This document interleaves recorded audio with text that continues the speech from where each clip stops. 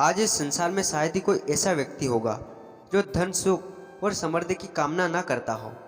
हर इंसान मेहनत करता है, पसीना बहाता है, दिन रात संघर्ष करता है। फिर भी सवाल वही रहता है, कुछ लोग कम मेहनत में अमीर कैसे बन जाते हैं और कुछ लोग पूरी जिंदगी मेहनत करके भी गरीब क्यों रह जाते हैं। क्या आपने कभी सोचा है कि क्या केवल मेहनत ही अमीरी की कुंजी है या फिर इसके पीछे कोई और गहरा रहस्य छिपा है। यदि केवल मेहनत ही सब कुछ होती तो मजदूर सबसे अमीर होते, और यदि पसीना ही सफलता तय करता तो खेतों में काम करने वाला किसान राजमहलों में रहता। लेकिन सच्चाई यह है दोस्तों, अमीरी पसीने से नहीं सोच से पैदा होती है। इसी सत्य को समझने के लिए आज हम आपको ले चलेंगे हजारों वर्ष पीछे, उस समय में जब भगवान गौतम बुद्ध बरगद के पेड़ के नीचे बैठकर मानव जीवन के सबसे गहरे रहस्य को उजागर किया करते थे। आज की यह कहानी सिर्फ धन की नहीं, यह कहानी है बुद्धि, संयम, समय और विवेक की। यह कहानी बताएगी क्यों बिना दिशा की मेहनत व्यर्थ है, क्यों धन पहले चरित्र मांगता है, क्यों समय धन से भी अधिक मूल्यवान है, और क्यों असली निवेश में पैसे नहीं बुद्धि में होता है। अगर आप भी अपने जीवन में सिर्फ मेहनत नहीं बल्कि सही दिशा चाहते हैं, अगर आप भी चाहते हैं कि आपकी मेहनत रंग लाए, तो इस कहानी को अंत तक सुनिए, क्योंकि हो सकता है आज सुना गया एक विचार आपकी पूरी जिंदगी की दिशा बदल दे।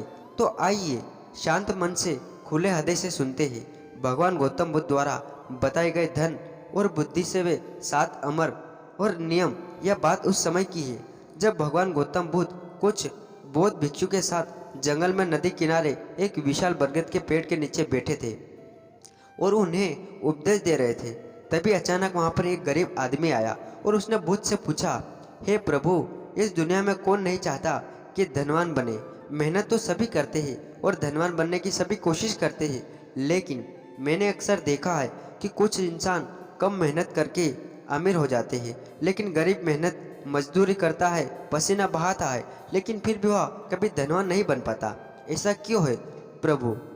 तो क्या मेहनत से ही धन कमाया जा सकता है और अमीरी बना जा सकता है? उस व्यक्ति की यह बात सुनकर बुद्ध मुस्कुराए और बोले, जिंदगी में एक बात हमेशा याद रखना, मेहनत तो गधा भी करता है, गधा भी भारी बोझ उठाता है, दिन रात खटकता रहता है, लेकिन गधे की तरह मेहनत करने वाले इंसान हमेशा गरीब ही रहता है, क्योंकि लक्ष्मी उसी के पास आती है जो बुद्धिमान होता है।